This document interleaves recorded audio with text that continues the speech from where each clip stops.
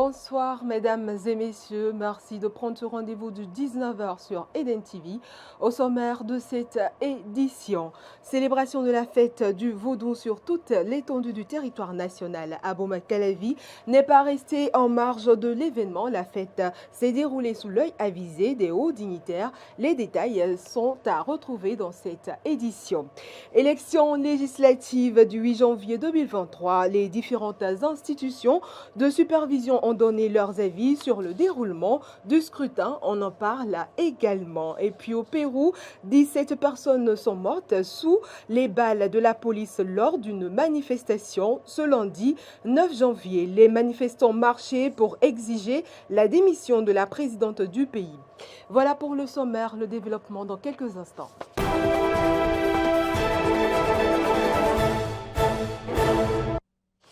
À nouveau, bonsoir. Célébration des cultes endogènes, l'arrondissement de Glodjigbe a accueilli les hostilités de l'édition 2023 de la commune d'Abomey-Calavi. Une fête qui a permis de passer en revue dans la commune. C'était bien sûr devant les dignitaires traditionnels et les autorités politico-administratives. Réunis sur le terrain de football de l'arrondissement de Glodjigbe, les responsables communaux des cultes traditionnels et endogènes d'Abomey-Calavi ont répondu nombreux à leur fête identitaire édition 2023. Vaudoutron, Achina, Zangbeto et bien d'autres pour ne citer que ceux-là, adeptes et dignitaires ont rivalisé d'ardeur pour honorer l'événement de leur présence. Toute chose qui réjouit le premier responsable des cultes endogènes de la commune d'Abomey-Calavi.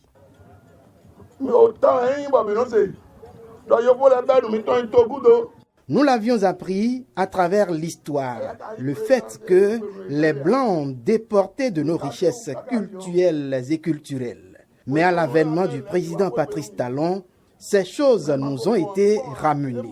Ceux qui n'y avaient pas cru ont vu et ont cru. Nous le remercions et nous le soutenons dans nos diverses prières. L'histoire retiendra qu'en son temps, nos richesses culturelles et cultuelles emportées nous ont été ramenées. Sans doute, c'est une fierté pour nous, les dignitaires des cultes endogènes.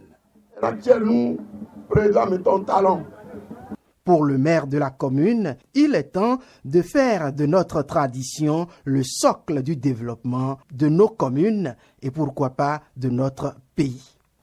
La présente fête, loin d'être seulement une occasion de réjouissance, est aussi un moment de réflexion sur nos valeurs endogènes sans lesquelles notre développement culturel, économique et social est impossible. C'est justement ce que disait le professeur Nora Adjessi quand il parlait de l'endogénéité de nos cultures et du développement endogène. Sur un autre plan, la mise en valeur des richesses patrimoine matériel et immatériel de la commune pourra attirer davantage de flux touristiques favorables au développement humain durable. Libations, prières et danses de toutes sortes ont meublé la célébration.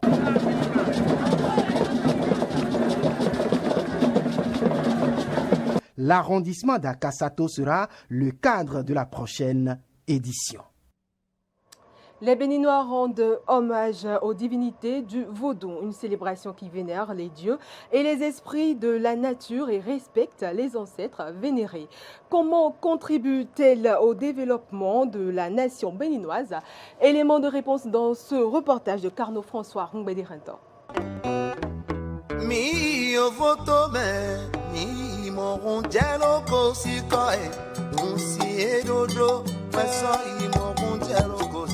Né de la rencontre des cultes traditionnels des dieux Yoruba et divinités Fon et Ewe, lors de la création puis l'expansion du royaume Fon d'Abomey au XVIIe et XVIIIe siècle, le vaudou est le fondement culturel des peuples qui sont issus par migration successive de Tedo au Togo, les Adia dont les Fon, les Goun, les Ewe et dans une certaine mesure les Yoruba. Pour Runogansu Gazozo et Bokono Arignon, le vaudou constitue le monde invisible. Le vaudou, c'est la tradition primordiale africaine. Vo veut dire invisible, dou veut dire pays. Le vaudou, c'est le monde invisible, dans sa matérialisation physique. C'est les anges de Dieu. C'est à travers les vaudous que nous atteignons l'éternel Dieu. C'est à travers les vaudous que nos prières montent au ciel.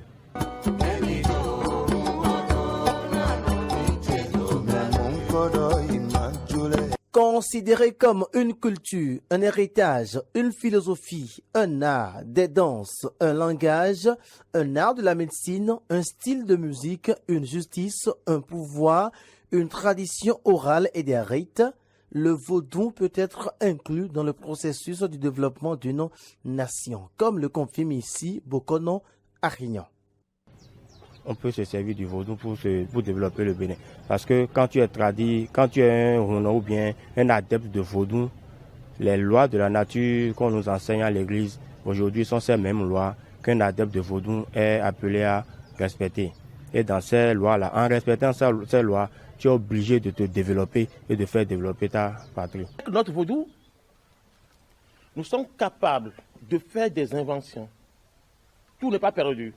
Il y a des gens qui sont encore là, qui sont à des sommités données en matière de vaudou pour apporter, aider à faire des innovations.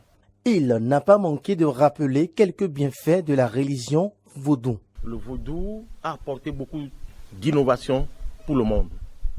C'est vaudou qui a civilisé toute la planète avec sa science, sa philosophie, sa philosophie, comme je le dis, et c'est sa spiritualité. C'est avec vaudou, pour les abriter, on construit selon un plan architectural pour obtenir l'équilibre dans l'espace et dans le vide universel. Avec le vaudou, aujourd'hui, on connaît les gilets anti-balles. Voilà, les contre-fusils qu'on fait, les guigris contre-fusils, contre objets tranchants, c'est sorti du couvent. Alors, avec le vaudou, notre spiritualité, on a dressé une liste écologique pour savoir quelle plante est comestible, quelle plante manger, quelle racine consommer pour se soigner et pour guérir des maladies. C'est le vaudou. Donc le vaudou, c'est une merveille.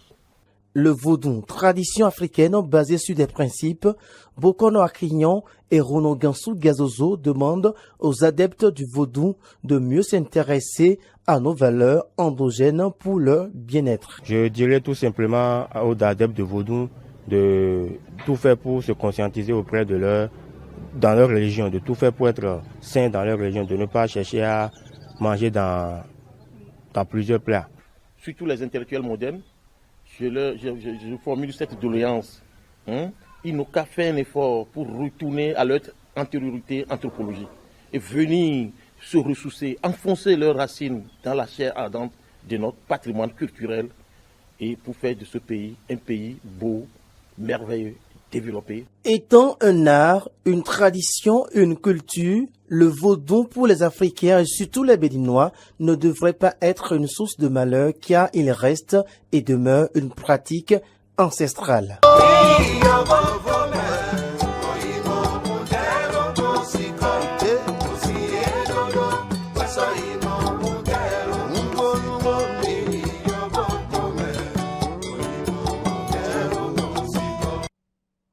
Un reportage signé Carnot François Roumbédé Rinton. Le vaudou traduit donc ce qu'on ne peut élucider en langue fond pour la polémique que cette religion suscite en étant considéré comme vecteur du mal. Le biologue Raymond Assogba apporte ici des éclaircissements. Il est au micro d'Eden TV. La loi de la vie, c'est la causalité, cause et effet. Toute cause génère des effets. Une seule cause génère des effets. Et chaque effet peut devenir cause de quelque chose d'autre. À partir de là, vous allez découvrir que dans la loi, il y a des exceptions. Il y a des exceptions. Ceux dont vous parlez, qui seraient Hunon, Vaudounon, qui, comme on a dit le mot mal, ils utilisent Vaudou pour faire mal. Ils sont dans l'exception, ils ne sont pas nombreux. Vous comprenez? Ça, c'est la première explication. Parce que le mal aussi, c'est un porte-bonheur. Parce que si on ne te fait pas mal, tu ne vas pas te réaliser. Si tu n'as pas un ennemi dans ta vie, tu ne vas jamais sortir de ton lit. Et le premier ennemi de la vie, c'est quoi? C'est la verticalité. Se mettre debout. Vous comprenez un peu? Et donc, à partir de là, si quelqu'un ne parle pas mal de toi, tu ne vas pas chercher à bien te comporter.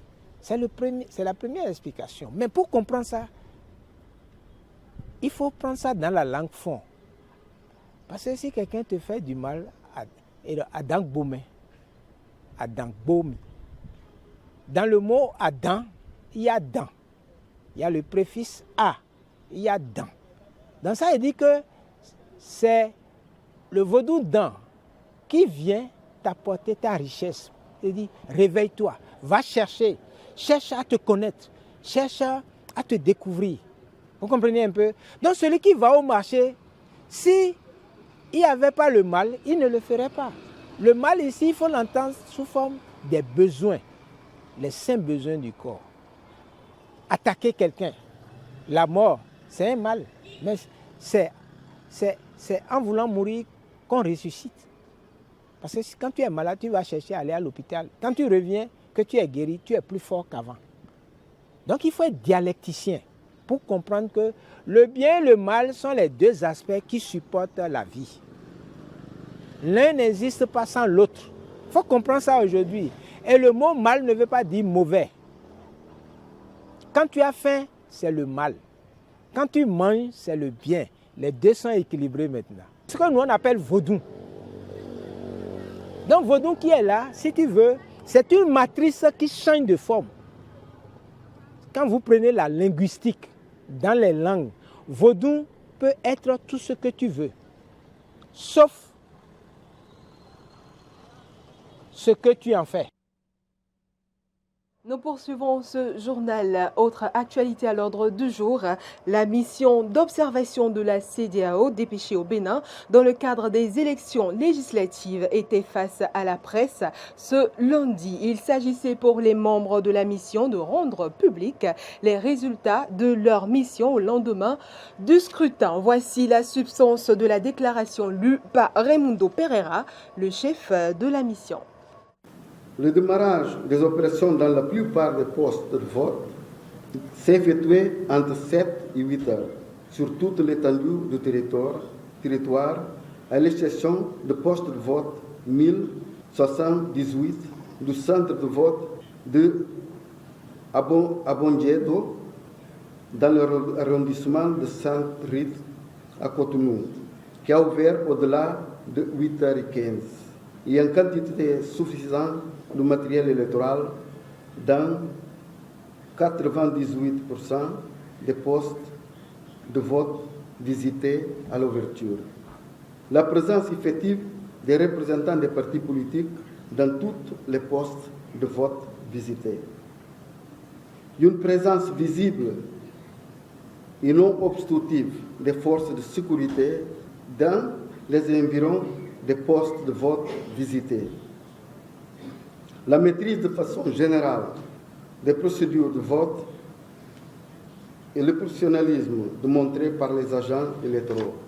La faible mobilisation des électeurs à l'ouverture des postes de vote avec une sensible amélioration tout au long de la journée. La présence des observateurs de la Commission nationale électorale, CNE, de Venezuela, à Abomey et Ouida, et des observateurs nationaux, notamment le réseau ouest-africain pour l'édification de la paix au Bénin, Ouanem Bénin, la Commission électorale nationale autonome, Sénat, la Cour constitutionnelle, la Fondation Potier et la Commission des droits de l'homme du Bénin. Le déploiement et des comptes de suffrage se sont généralement bien déroulés en présence des électeurs dans les zones observées conformément aux dispositions du code électoral et des textes subséquents. Par un droit, les détenteurs de récépissé du recensement administratif initial à vocation d'identification de la population n'ont pas été autorisés à voter. La difficulté de localisation exacte de certains postes de vote, l'affichage tardif des listes électorales dans certains postes de vote à l'ouverture, la difficulté d'accès à certains postes de vote aux personnes à mobilité réduite. En dépit de ces insuffisances enregistrées, la mission se réjouit des bonnes conditions de l'organisation du scrutin sur l'étendue du territoire béninois.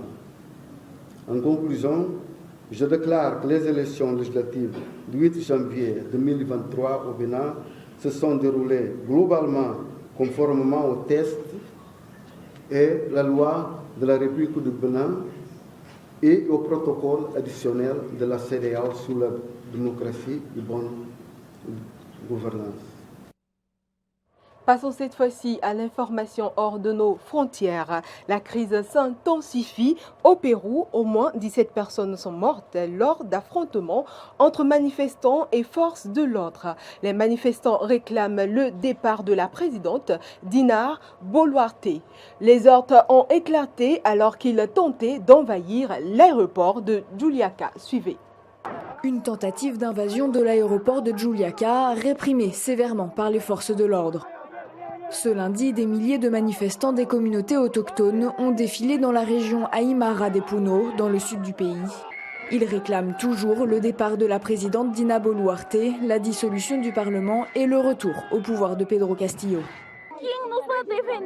Qui va nous défendre? Qui va s'occuper de ces enfants traumatisés, de ces enfants qui deviennent des orphelins de père, de mère, des orphelins? L'État ne va pas nous indemniser. Nous avons des camarades blessés, des villageois blessés. Dans un appel au calme diffusé sur une radio locale, Oscar Cáceres, le maire de Juliaca, a dénoncé un massacre entre Péruviens. Selon le dernier bilan en revue à la hausse fourni par le médiateur local, le nombre de victimes s'élève à près de 40 personnes depuis le début des manifestations antigouvernementales, un mois après le début des protestations au Pérou, pays plongé dans une grave crise institutionnelle et politique. Des manifestations qui ont débuté après la destitution de l'ancien président Pedro Castillo, puis son arrestation le 7 décembre dernier après sa tentative de dissolution du Parlement, qualifiée de coup d'État par ses adversaires politiques. Depuis, l'actuelle présidente Dina Boluarte souffle le chaud et le froid, alternant instauration de l'état d'urgence et appel au dialogue sans succès. Il y a des policiers qui sont blessés. Un enfant est mort après n'avoir pas pu être emmené à l'hôpital parce que l'autoroute était bloquée. Je viens aussi d'apprendre qu'un civil est mort à Puno. La situation del país amerita que de este acuerdo nacional. La situation du pays exige un accord national. Mettons les choses au clair et parvenons à des accords concrets sur la façon dont nous voulons gouverner le pays. Y cómo queremos gobernar el país. Située à 1300 km au sud de Lima, la région de Puno, qui borde la Bolivie, est l'épicentre des manifestations antigouvernementales dans le pays. Accusé d'ingérence dans les affaires du pays, l'ancien président bolivien Evo Morales y est interdit de territoire. Nous observons attentivement non seulement l'attitude de M. Morales, mais aussi celles et ceux qui travaillent avec lui dans le sud du Pérou et qui, comme vous avez pu tous le constater ces derniers mois ou ces derniers jours, ont été très actifs pour créer une situation de crise et de chaos dans le pays. L'ancien président bolivien s'est impliqué dans la politique péruvienne depuis l'arrivée au pouvoir de Pedro Castillo, issu comme lui de la gauche bolivarienne, en juillet 2021 et jusqu'à son éviction le mois dernier. La droite péruvienne l'accuse de pousser le sud du pays à faire sécession en vue d'un rattachement à la Bolivie voisine. Evo Morales a exprimé son soutien aux manifestations et demande lui aussi le départ de la présidente, arrivée à la tête du pays après la destitution de Pedro Castillo le 7 décembre. Dina Boluarte est la 6e personne à occuper la présidence du Pérou en 5 ans, dans un pays en pleine crise politique rongé par les soupçons de corruption. Fin de ce 19h, mesdames et messieurs. Merci de nous avoir suivis.